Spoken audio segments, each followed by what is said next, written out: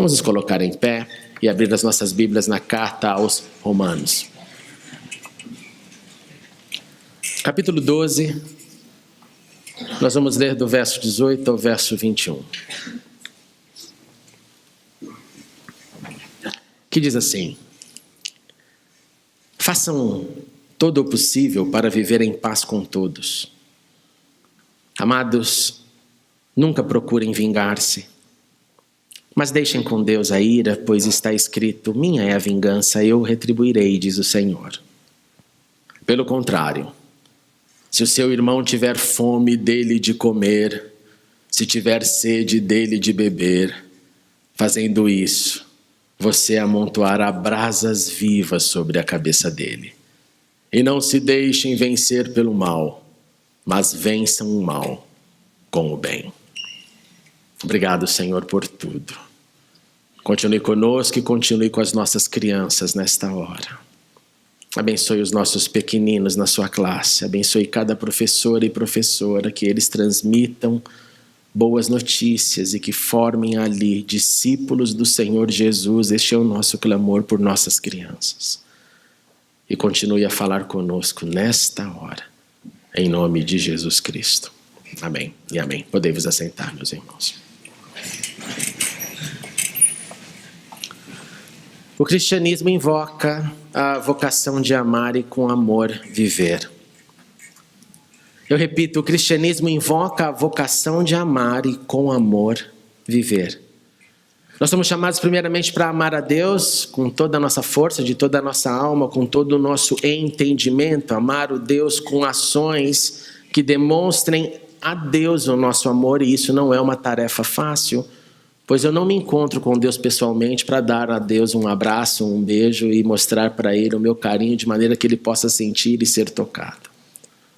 Eu amo um ser que eu acredito, eu amo um ser que me consola, eu amo um ser que fala ao meu coração, eu amo um Deus que às vezes também parece estar bem distante, que eu não enxergo nada. E eu sou chamado a amá-lo em todo tempo, em todos os momentos, eu entendendo que Ele está perto ou entendendo que Ele está longe. No meu entendimento, pelo menos, sim. Você deve estar aí com a sua cabeça dizendo: não, nada nos separa do amor de Deus. Isso é uma grande verdade, mas tem momentos que nós parece que nos separamos dele.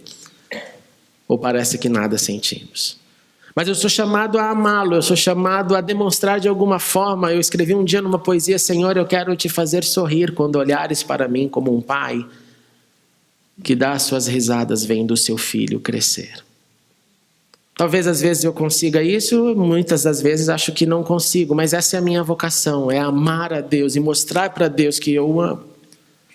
Eu sou chamado também para amar o meu próximo, a olhar para você, e você é o meu próximo, o que não está aqui é o meu próximo, toda a raça humana, e aqui é complicado demais, porque num pleno jogo de Copa eu fico com raiva da outra seleção, o que dirá a respeito de amar o meu próximo? Amar o meu próximo incluir amar os mais difíceis, amar os mais fáceis, amar os de perto, amar os de longe, mas não só amá-los, eu sou chamado, a minha vocação é amá-lo como eu amo a mim mesmo, a minha natureza. Então por isso eu sou chamado para viver 3 atos de amor.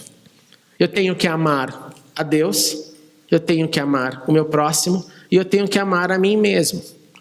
E isso geralmente nós colocamos nesta ordem. Nós ouvimos estas ordens do que deve vir primeiro. E esta ordem me parece que é um pouco equivocada, ou não tão verdadeira. Nós falaríamos: eu preciso amar a Deus, eu preciso amar meu próximo e preciso amar a mim mesmo. E essa é a grande teoria, mas parece que é o contrário. Parece que, na verdade, primeiro vem eu, depois vem meu próximo, e por último vem Deus. Primeiro as minhas necessidades, depois as necessidades da minha família, que também é meu próximo. E depois Deus. Não é assim na prática? Não se desespere, não lance versículos sobre mim, pense. Pense no Deus que sabe todas as coisas. Na teoria sim, é Deus o próximo e eu, mas na prática, eu sempre venho na frente. Na prática, Deus não está em primeiríssimo, absoluto lugar. Na prática, a minha agenda me prova que sou eu. Na prática, a minha agenda, as minhas horas de trabalho, o meu desejo de prazer, o meu desejo de entretenimento, tudo aquilo que eu posso fazer e que ele olha para mim e diz, é verdade, vai, coma o teu vinho, coma a tua comida, o Senhor já se agradou de você, vai curtir, tenha prazer. Vá, desfrute a vida com a mulher que você ama, essa é a porção da terra para você, é você. Ele sabe então disso, e por saber isso, ele envia Jesus como um sacrifício definitivo para expiar as minhas falhas, para expiar, perdoar, cobrir a minha falta de comprometimento absoluto. Ele vem com essa dádiva que é uma dádiva sem preço e dá para mim, dá nas minhas mãos. E nessa vida eu sou então chamado a crescer, a amadurecer, a imitar a Cristo, ter mais da sua mente e brigar com esta fórmula equivocada e transformar ela da prática para a teoria que Deus sugeriu. Que sim, seria e é de amá-lo em primeiro lugar, com toda a força, com toda a alma, com todo entendimento, e depois e junto amar o meu próximo, como eu amo a mim mesmo, e invertendo a partir da mente de Cristo que entra na minha vida. Mas o laboratório onde isso se faz presente, eu chamei da pesquisa experimental da vida passageira, ela acontece não nas minhas tentativas de mostrar o meu amor para Deus, porque eu não preciso, no sentido de que se não fizer assim, Deus não perceberá. Ele sabe tudo o que sou. Ele sabe quantos fios ainda restam de cabelo na minha cabeça. Mas o laboratório de pesquisa experimental da minha vida é o meu relacionamento horizontal com gente, com seres humanos. Como escreveu o apóstolo João, olha, nisto é que são manifestos os filhos de Deus e os filhos do diabo. Ele é bem claro. Qualquer que não ama, não pratica a justiça e não ama o seu irmão, não é de Deus. Então qualquer um que só tenha discurso e não tenha amor manifesto, ele define de maneira até bruta. Ele fala, olha, existem duas paternidades, uma diabólica e uma divina. A divina tem a ver com justiça e amor ao próximo. A outra, você já fez a equação e já sabe a resposta. Diz também, se alguém diz, eu amo a Deus e odeia seu irmão, é mentiroso. Pois quem não ama seu irmão ao qual viu, como pode amar a Deus a quem não viu? Então esse discurso de isolamento, esse discurso de eu com Deus e Deus comigo, não preciso de nada, é maligno, não é de Deus. Esse discurso de que eu não preciso de relacionamento, que eu não quero encrenca, que eu não quero me envolver, porque se eu me envolvo eu gero problemas e trago problemas e vivencio problemas e traz mesmo e gera mesmo. E essa é a luta. Mas este também é o caminho. É o caminho de eu amo o que eu vejo, e então de alguma forma esse amor do que eu vejo reverbera na transcendência de Deus. E Paulo não fica fora desse assunto, e uma vez que estamos nesta série pensando em Paulo, sua vida e suas palavras aos romanos, eu quero chamar a tua atenção para o que ele diz, porque de maneira profunda ele vai trabalhar esses conceitos. Ele sabe que é pela graça de Deus, que ele tem um favor que ele não merecia, e ele começa então a destruir qualquer tipo de argumento dos romanos quando o assunto é este amor. Ele fala, olha, o negócio é o seguinte, que ninguém tem um conceito mais elevado do que deve ter sobre si mesmo. Que ninguém se ache, porque quando você se acha algo superior, você se isola. Em alguma área você se isola, seja na espiritualidade, seja nos teus relacionamentos fraternos, seja no próprio casamento. Gente que se isola, marido que se isola de mulher, a mulher que se isola de marido, porque eu sou superior, ele não entende, ela não entende, superioridade. Paulo diz, não vá por aí, não, tenha um conceito equilibrado ao seu respeito. Tem um conceito que te mostre, que te traga consciência a cada dia, que nós somos seres imperfeitos, vivemos à medida do nosso conhecimento e fé, e essa fé e conhecimento que temos a Ele, é Ele que nos deu na verdade, porque Ele é o autor de todas as coisas. E tendo então um conceito equilibrado, perceba que cada um tem uma função. Cada um tem uma função, é importante para eu entender o meu amor na horizontalidade, como eu disse. Nós somos muitos, nós formamos um corpo, cada um é ligado ao outro, então não há individualidade no agir. Eu faço tudo sozinho. Eu escuto isso, pastor, eu quero servir, mas eu sozinho, ninguém do meu lado. Pô, caramba, você não entendeu nada. É um corpo, um conectado com o outro. Não, mas eu quero ter minha agenda, não entendeu nada. É um corpo que depende do outro. Você não faz essa separação do corpo, que é a ilustração básica que a Bíblia nos dá sobre corpo com vários membros, cada membro atuando, mas todo mundo de um cérebro indo para uma única direção. A perna direita não pode dizer eu vou para a direita e a esquerda para a esquerda. Não há essa fragmentação do ser, assim também não deve haver no corpo de Cristo. Nós somos dependentes uns dos outros na caminhada, por isso que o aprendizado vai vir sim nessa caminhada cheia de atritos. Porque ferro afia ferro e gente afia gente. E assim os nossos dons são manifestados, servindo. Nos diferentes dons, e Paulo vai então fragmentando isso, ele disse, olha, cada um recebe uma graça, então ele dá alguns exemplos. Se você tem a graça, o dom de profetizar, de falar em nome de Deus, faça, usando a proporção da sua fé, faça, fale sim. Se alguém tem o dom de servir, Paulo diz, sirva. Essa é a tua forma de manifestar o amor. Se o teu dom é ensinar, ensine. Se o teu dom é dar ânimo, que assim seja. Anime, encoraje. Se o teu dom é contribuir, diz Paulo, contribua generosamente, expanda isso. Se o teu dom é exercer liderança, exerça com zelo. Se o teu dom, se a tua forma de manifestar amor é ter misericórdia, faça com alegria. Eu acho interessante isso, porque sim, misericórdia significa perdão, aceitação, tolerância. Então, faça tudo isso com alegria, porque às vezes dá vontade de matar o ser que está na tua frente. Perceba, Paulo está dizendo aos cristãos de Roma que viviam seus desafios, que tinham um imperador para lidar e as loucuras dos imperadores. E ele dizia o negócio seguinte, nós somos sim uma comunidade que olha para o horizontal, para a horizontalidade da vida e que manifesta esse amor, pois esse é o laboratório experimental que nós crescemos.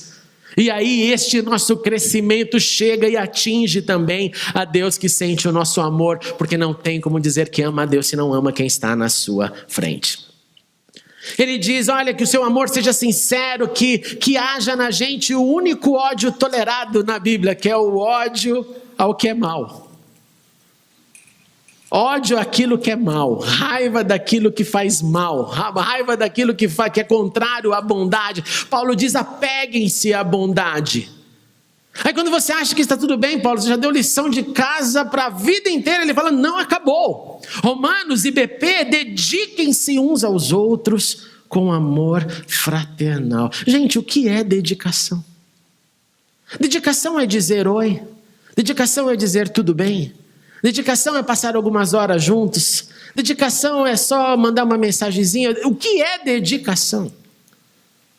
Se você já teve grandes alvos na sua vida, seja num concurso, seja num desejo de formação, seja na aquisição de algo e teve que dedicar os seus dias, os seus anos, o seu tempo, a sua agenda, o seu cronograma, as suas finanças, e teve que ser muito dedicado para atingir algo, você sabe o que é dedicação. Dedicação é um envolvimento e um gasto de energia em prol de algum objetivo. Paulo olha para os romanos e diz assim, dediquem-se uns aos outros. Gaste tempo uns com os outros, gaste a sua energia uns com os outros, e tudo isso com amor fraterno. Aí você fala, ok, então já tenho aqui a demanda de dar do meu tempo, de fazer espaço para eu me dedicar ao próximo.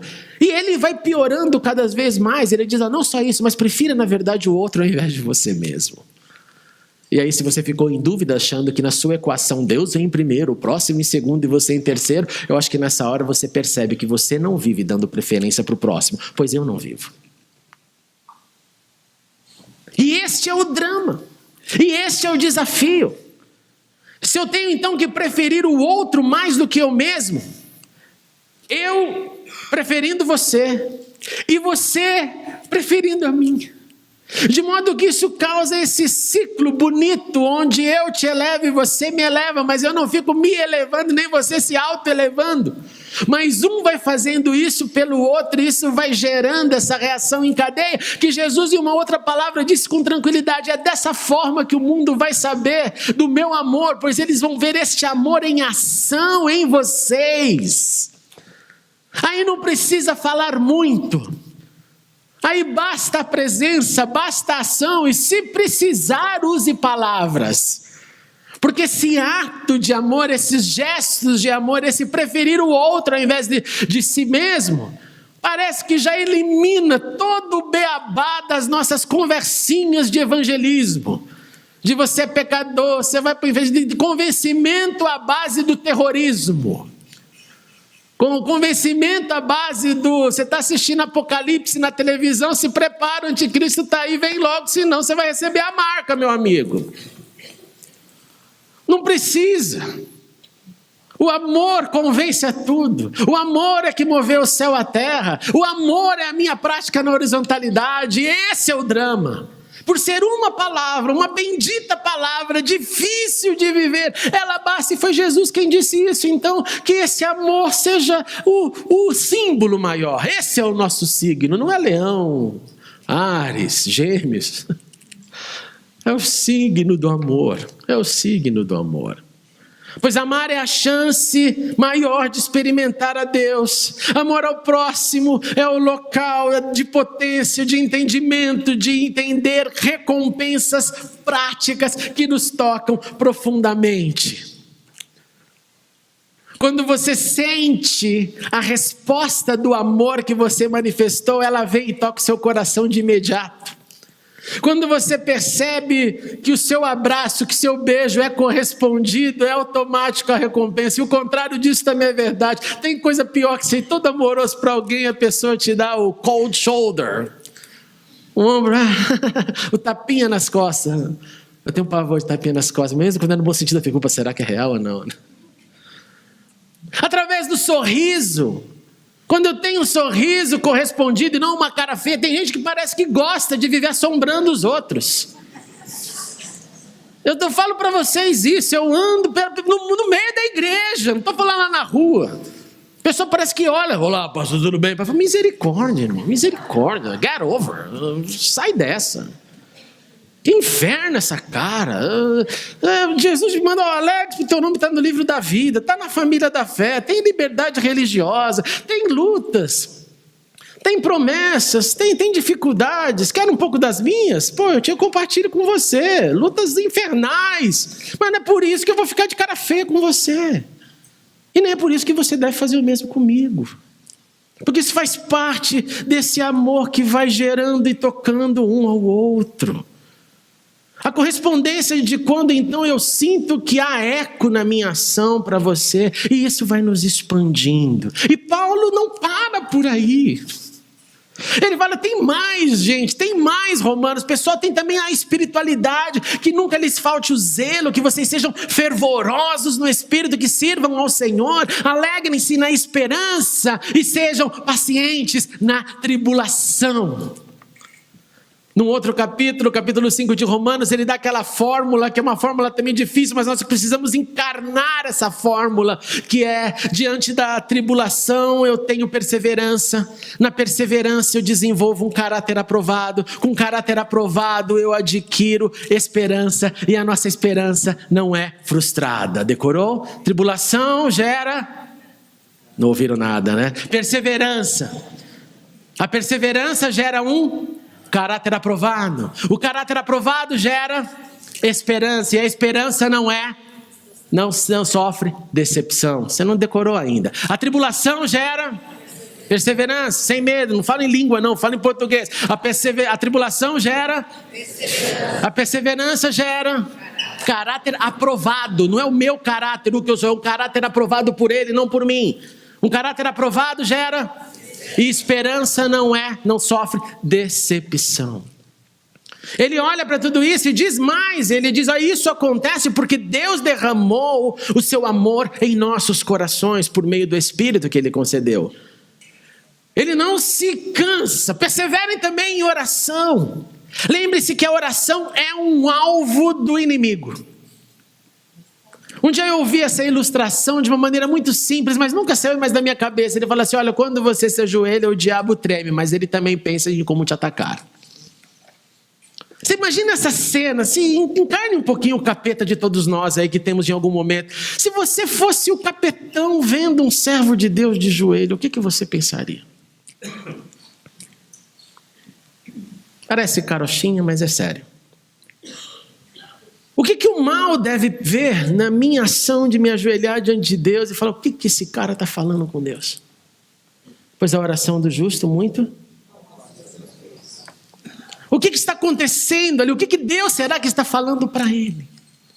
Qual será a comunicação? O que será que ele está ali se arrependendo? E o Deus que o vê em secreto, porque Deus não precisa nem ouvir, porque ele já sabe o que vai sair da minha boca, antes mesmo que eu entenda a emissão do meu vocabulário, do meu evangeliquez, ele já sabe de tudo, então ele já entendeu. Por isso que oração é um alvo. É um local de contato, é um local de guerra, é um alvo sempre. E por isso que Paulo diz para os romanos e diz também para a gente: perseverem na oração. Não deixe o cansaço, a agenda, a vida, a correria vencer. Oração é nossa tarefa. Ele continua a exortar, olha, pratique a hospitalidade, olhe para as necessidades que estão ao redor, abençoem aqueles que os perseguem, abençoem, não os amaldiçoem, alegrem-se com os que se alegram, chorem com os que choram, pois ser cristão é amar, e amar em todo tempo. Tenha essa atitude, tenha essa disposição. Você que é muito rico, jamais deixe de outra posição, de outro status longe. Pelo contrário, chegue até ele, esteja disposto a associar-se a pessoas em posição inferior. Pois o nosso signo é o amor. E amor não tem classe social. Não sejam sábios aos seus próprios olhos, não sejam orgulhosos. E finalmente ele chega no trecho que lemos. Para que ninguém tenha dúvida, ele diz, olha, então ninguém retribua mal por mal. Procure fazer aquilo que é correto, façam tudo para viver em paz. Porque não adianta se enganar dizendo que tem paz com Deus quando não tem paz com o seu próximo. Ele cita um verso aqui também complexo, quando ele diz, nunca procurem vingar-se. Nunca procurem a vingança, e ele transfere isso ao Senhor, e ele invoca, quando ele diz, minha é vingança, eu retribuirei, ele está dizendo aí umas palavras que foram um cântico de Moisés, prestes ao seu fim. Moisés reúne a sua congregação e faz um cântico, e nesse cântico ele diz exatamente essa palavra, querendo dizer, Israel, nossa não é a vingança. Não queira fazer nada com as suas mãos. Deixe tudo nas minhas. Deixe tudo nas mãos de Deus. Jesus, posteriormente, na mesma linha, pegou e deu um outro exemplo mais prático e disse, quando você ficar louco para remover o joio, não o faça. Mantenha trigo e joio andando junto, pois sou eu quem removo, sou eu quem cuido. Em outras palavras, vingança, justiça não é para a gente, é para Deus. Pelo contrário, ele conclui, se teu inimigo tiver fome, dá-lhe de comer, se tiver sede, dá-lhe de beber. Fazendo isso, você amontoará brasas, você vai fazer o coração dele queimar com a sua boa ação, e não com você sendo um reflexo da maldade alheia. Você já percebeu como a raiva do outro entra em você e você reage com raiva? Você já percebeu como as nossas justificativas não foi eu que comecei, foi ele. Então, porque foi ele que começou, eu posso terminar. Não. Ele e ela começou, mas eu sou chamado a vencer o mal com o bem. E vencer o mal com o bem sempre, sempre. Pois quem não ama seu irmão, a quem vê, não pode amar a Deus, a quem não vê. Quem ama a Deus, ame também a seu irmão. Geralmente, meus irmãos, quando nós ouvimos sobre o amor ao próximo, acontece um equívoco comum, que é eu penso nos de fora. E este equívoco precisa ser corrigido. Amor ao próximo, escute isso com atenção. E a vitória do bem acima do mal inclui prioritariamente aqueles que convivem diretamente e diariamente comigo. Portanto, estes vivenciam mais atritos do que aqueles que eu vejo esporadicamente. Nós ouvimos essa vocação de amor e eu penso, eu vou vir no Márcio, eu vou ministrar ali por 1 hora, por 2 horas, vou fazer o bem e volto para casa. Aí eu volto para casa, onde eu convivo todos os dias, quebrando o pau com todo mundo. Aí eu volto para casa com gestos de profunda impaciência com os meus próprios filhos. Com gestos de rancor, de raiva ali no meu relacionamento homem-mulher, mulher-homem, marido-esposa. E esqueço que este é o próximo mais próximo. Esqueço que é este que deve vivenciar esse meu amor, esse meu laboratório de todos os dias. Pois eu para Cecília não tenho como enganá-la, nem ela a mim, nem você aos seus familiares mais próximos. Foi igual quando a minha filha chegou para mim e disse: você tá tomando Coca-Cola e pede para eu não tomar? Legal, pai. Não, filha, mas a minha geração é outra. Minha mãe dava Coca-Cola na mamadeira pra gente. É por isso que o papai toma, filhinha. O olhar dela não colou, papai.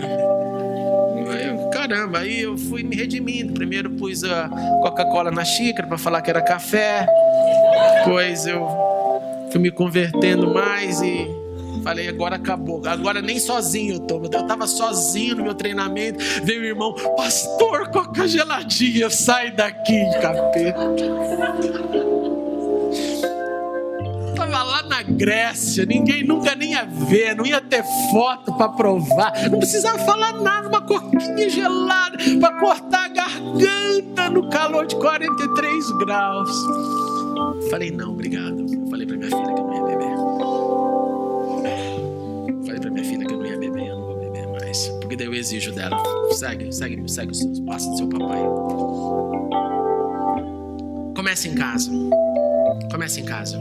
Comece em casa e não veja nenhum problema pequeno. E fala, esse é pequeno, esse é bobeira. Não, tenha zelo pelos probleminhas pequenos, para que eles não fiquem grandes. Todo problema aqui hoje é grande, começou pequeno um dia e nós fomos empurrando para debaixo do tapete.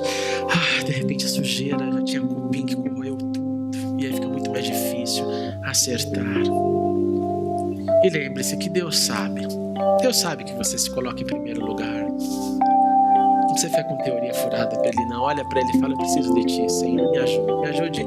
E vai me transformando, Senhor, que eu chegue nesse ponto, que a minha agenda, que a minha vida, que as minhas ações mostrem verdadeiramente que o Senhor é tudo que eu tenho, o maior, o melhor, o meu tempo, a minha vida, o meu investimento, o meu próximo em segundo e eu em terceiro, Senhor. Sejamos esse povo que ama, sem limites para amar.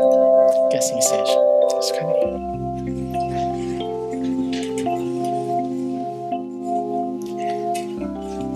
Sim, Senhor, o teu gesto de amor nos constrange. O teu gesto de amor por nós, a tua paciência, toca o nosso coração e nos dá muito para conquistar, para prosseguir e para crescer.